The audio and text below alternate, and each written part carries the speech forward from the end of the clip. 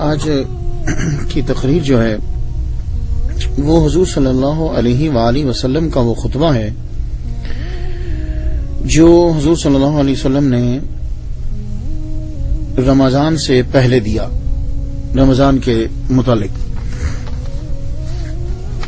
ماہ شعبان کی آخری تاریخ کو حضور صلی اللہ علیہ وآلہ وسلم نے یہ خطبہ دیا۔ اس کے اندر حضور صلی اللہ علیہ وآلہ وسلم نے ماہ رمضان المبارک کی فضیلت بیان کی، اس کی اہمیت کو اجاگر کیا۔ میں پہلے اسے بہقی شریف کے اندر یہ حدیث ہے، یہ خطبہ ہے، آج میں نے بھی آپ کے لیے پڑھ دیا، اسے ترجمہ سماعت کیجئے کہ سرکار نے کیا فرمایا۔ حضرت سلمان فارسی رضی اللہ تعالیٰ عنہ سے روایت ہے کہ ماہ شعبان کی آخری تاریخ کو رسول اللہ صلی اللہ علیہ وسلم نے ہم کو خطبہ دیا۔ اس میں آپ نے فرمایا، اے لوگو، تم پر ایک عظمت و برکت والا مہینہ آ رہا ہے۔ اس مبارک مہینہ کی ایک رات شب قدر 1000 مہینوں سے بہتر ہے۔ اس مہینے کے روزے اللہ تعالیٰ نے فرض کیے ہیں اور اس کی راتوں میں بارگاہ خداوندی میں کھڑا ہونے یعنی تراویح پڑھنے کو نفل عبادت مقرر کیا ہے، جس کا بہت بڑا ثواب رکھا ہے۔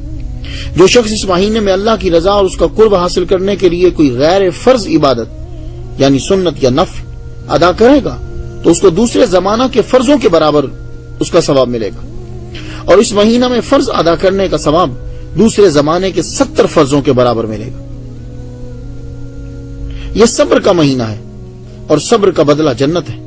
یہ ہمدردی اور غمخواری کا مہینہ ہے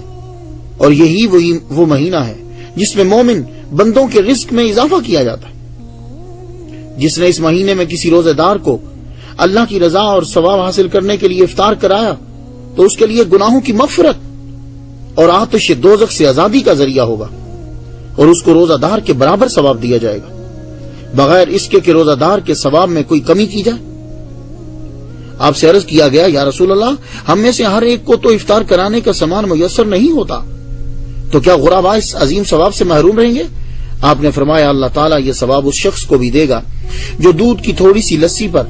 یا صرف پانی ہی کے ایک گھونٹ پر کسی روزہ دار کا روزہ افطار کرا دے۔ اللہ اکبر جل شان۔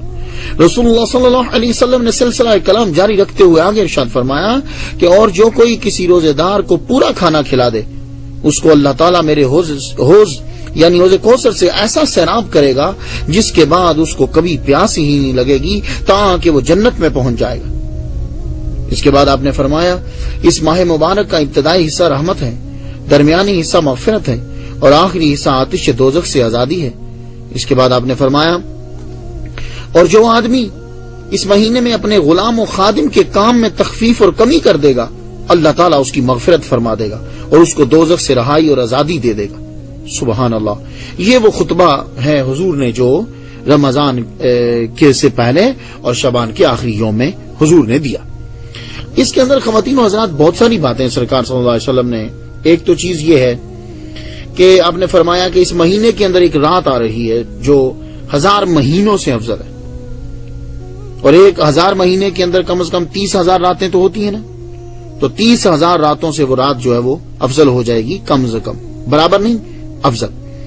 پھر حضور نے فرمایا کہ اس کے اندر جو نفل پڑے گا اس کو فرضوں جتنا ثواب ہوگا، اور جو فرض پڑے گا اس کو اللہ تعالیٰ ثواب 70 گنا زیادہ فرض کا،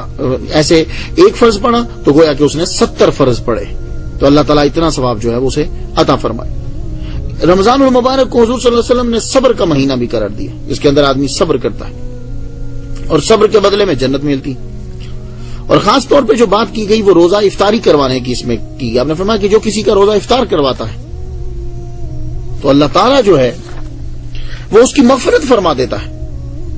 یہ دھیان دیجئے کہ جب آپ روزہ افطار کرواتے ہیں اللہ تعالیٰ اس روزہ افطار کروانے والے کی مغفرت فرما دیتا ہے اور دوزخ سے اسے آزاد کرتا ہے، اور اس کا اجر اتنا ہی ہوتا ہے جتنا روزے دار کا اجر ہے۔ تو اب غریب آدمی تو نہیں کروا سکتا، وہ کتنوں کا روزہ کھلوائے گا؟ اگر کسی آدمی کے پاس کچھ پیسے نہیں، بیچارے کے پاس صرف خود کا روزہ رکھنے کے لیے بڑی مشکل ہے، تو سرکار نے فرمایا پانی کا ایک گھونٹ بھی اگر کوئی دے دے،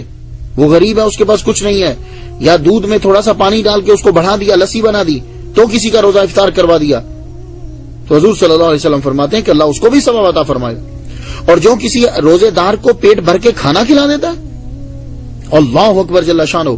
اس نے اس کو کھانا پیٹ بھر کے کھلا دیا تو حضور فرماتے ہیں میرے حوض کوثر سے رب تعالیٰ اس کو اتنا سیراب کرے گا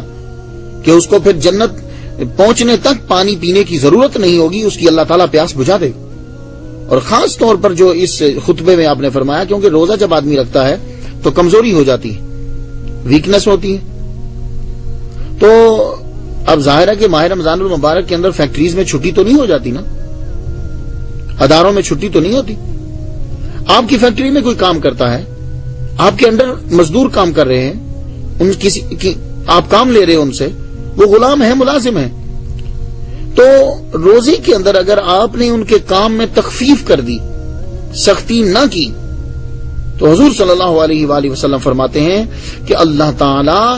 اس کی مغفرت فرما دے گا اور اس کو دوزخ سے رہائی اور آزادی دے دے گا۔ تو اس لیے خاص طور پر دو چیزوں کا دھیان رکھیے ماہ رمضان المبارک کے شروع ہوتے ہی۔ ایک تو جتنا افطاری کروا سکتے ہو، اگر سمجھتے ہو کہ امریکہ کے اندر ڈالر لگتے ہیں ہم افورڈ نہیں کر سکتے، تو پاکستان میں تو ڈالر روپیہ بن جائے گا نا،